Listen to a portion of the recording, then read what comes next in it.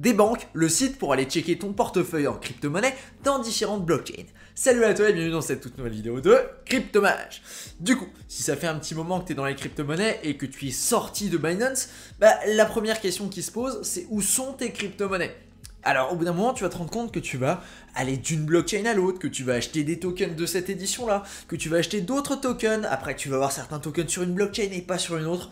Bref, ça peut devenir très vite complexe de traquer tous tes tokens sur une blockchain. Du coup, il y a des sites web qui sont développés pour te permettre de faire ça. Et ici, je vais t'en présenter un, il s'agit de Desbank. Desbank, c'est très simple, ça va te permettre de traquer pour n'importe quelle adresse, hein. Du coup, vu qu'on est sur du public avec la blockchain, de savoir ce qui se passe sur le compte. Ici, on va donc regarder par exemple ce compte-là, c'est un compte au hasard que j'ai chopé sur Etherscan, et on va regarder du coup qu'est-ce qui se passe. Il te suffit du coup d'aller dans la barre de recherche et de taper un petit copier-coller pour regarder ce qui se passe sur l'adresse que tu as copié-collé. Évidemment, je connais pas l'adresse, hein, c'est une au hasard, du coup, je ne sais pas trop sur quoi on va tomber. Du coup, ici, on peut voir que le bonhomme a un portefeuille avec 20 000 $ sur Ethereum et qu'il est en train de calculer, du coup, sur le reste, du coup, 700 $ sur BSC, 300 $ sur Polygon. On a également pas mal d'informations. On peut savoir, du coup, que le bonhomme possède des jetons Ape avec une balance de 800. Plus ou moins intéressant, why not? C'est peut-être que le mec a pas réussi à les vendre ou alors à choper, l'airdrop, enfin pas l'airdrop, mais à choper la vente qui a eu lieu il y a pas très longtemps, ou alors ça peut être pour je ne sais quelle autre raison, hein, ça peut peut-être être que le mec prend des positions là-dessus.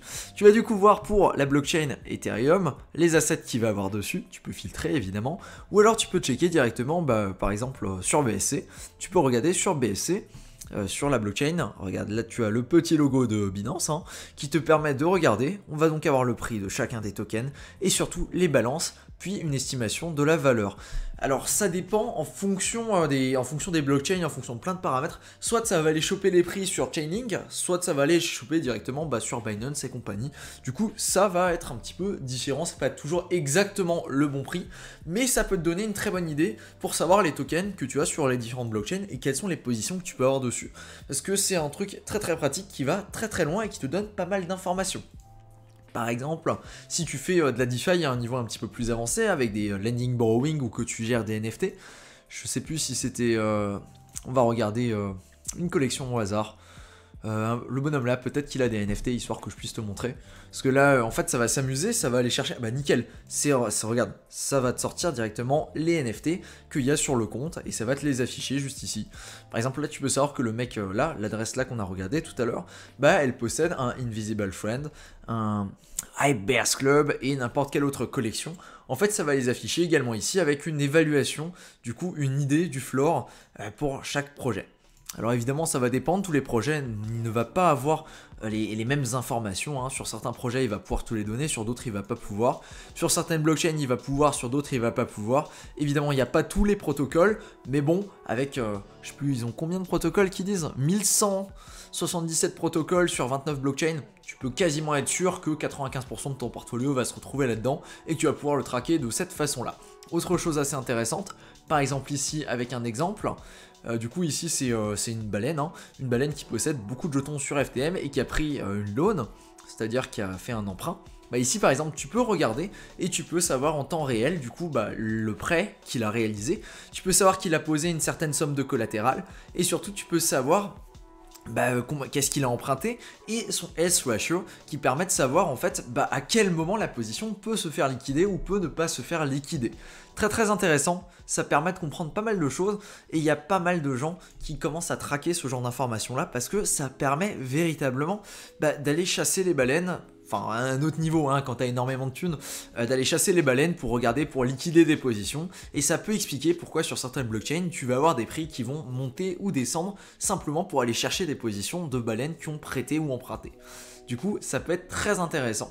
Surtout quand tu vois que ces chiffres-là commencent à se rapprocher de 1. Parce que quand on passe en dessous de 1, c'est là que les liquidations commencent et c'est là que c'est beaucoup moins marrant pour ces personnes-là. Voilà, du coup, petite présentation vite fait.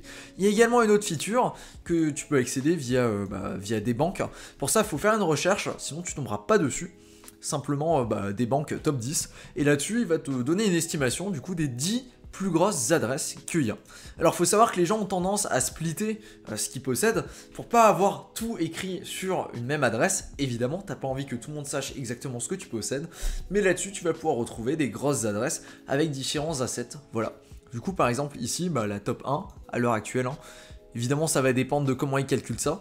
Je sais pas exactement comment c'est calculé, je me suis pas posé plus de questions que ça, mais tu vas pouvoir checker du coup ce qu'elle possède sous la forme de NFT, ce qu'elle possède sous la forme de portfolio. Par exemple là, la personne là, elle a une majorité de jetons sur Ethereum, et elle va avoir 1,2 million du coup sous la forme d'Ethereum. Elle va faire énormément de farming sur Convex Finance avec de l'USDT, du WBTC, de Wrapped Ethereum. Du coup sur une paire de cette position là avec 5 millions qui sont posés dessus.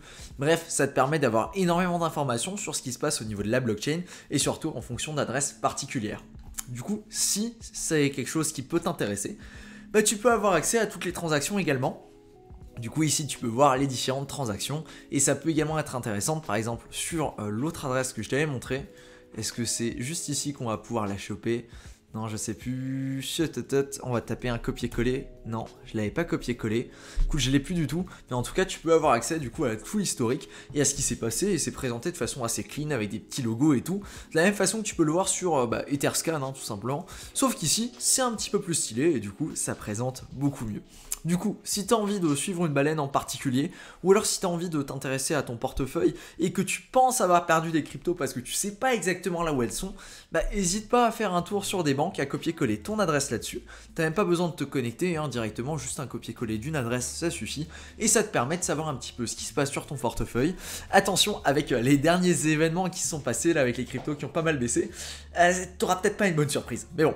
Voilà, ceci étant dit, je pense que j'ai fait le tour. N'hésite surtout pas à t'amuser sur le site là, il y a pas mal d'informations, il y a pas mal de choses à checker. Et si tu t'intéresses aux whales, aux baleines, tu peux à mon avis trouver quelques alphas plutôt intéressantes. Voilà, merci à toi pour ton attention sur cette vidéo, et sur ce, je te dis à plus. Ciao.